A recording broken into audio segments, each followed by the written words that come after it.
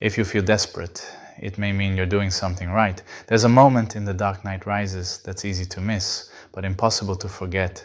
Bruce Wayne is trapped in a pit, a prison that no one has ever escaped. He tries to climb out, tied to a rope for safety. Every time he falls short, until one of the prisoners tells him the truth. No one ever made it out with the rope. The rope is safety, it's comfort, it's the illusion of control. To make the impossible jump, Bruce has to let go of safety. He has to feel fear, real fear, the kind that comes when falling means death.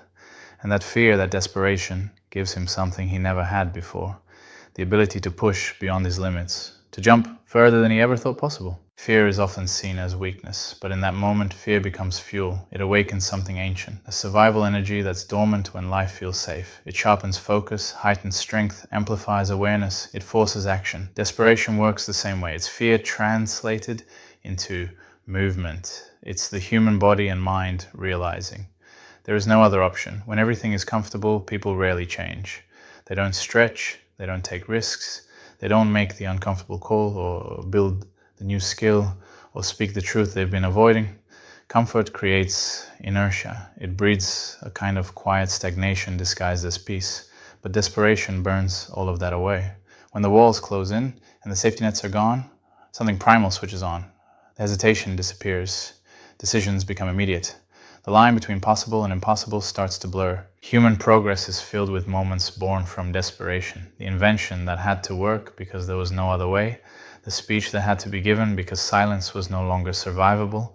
The risk that had to be taken because staying still meant death of a career, a dream, or a civilization. It's often said that desperation is dangerous, and it is. It can lead to reckless choices, to collapse, to mistakes, but it also produces innovation. It reveals what comfort hides. Desperation is not the opposite of strength. It is the condition in which strength is revealed. It strips away distraction, ego, pride. It leaves only will.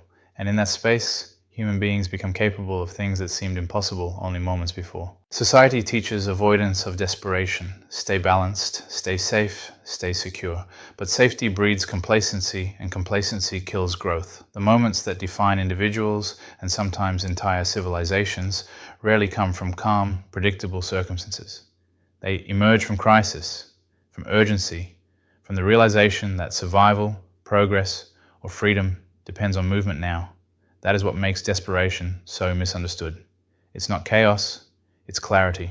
It's the raw truth of what matters when there's nothing left to protect. There's a line between panic and purpose. Fear that paralyzes is useless, but fear that focuses, fear that strips away the unnecessary, that's power. Desperation, in its pure form, is not self-pity. It's not collapse, it's transformation. It's what happens when the human spirit runs out of comfort and replaces it with determination. That's when the jump happens, the one that shouldn't be possible, the one that only happens when there's no rope left to catch you. So perhaps the lesson isn't to avoid desperation, but to understand it, to see it not as a breakdown, but as ignition. Because desperation is proof of desire. It's evidence of care, and care, in its most intense, unfiltered form, is what moves the world forward. The insult is not to be desperate. The insult is to be satisfied, to live in quiet comfort, never pushed far enough to see how far you could truly go.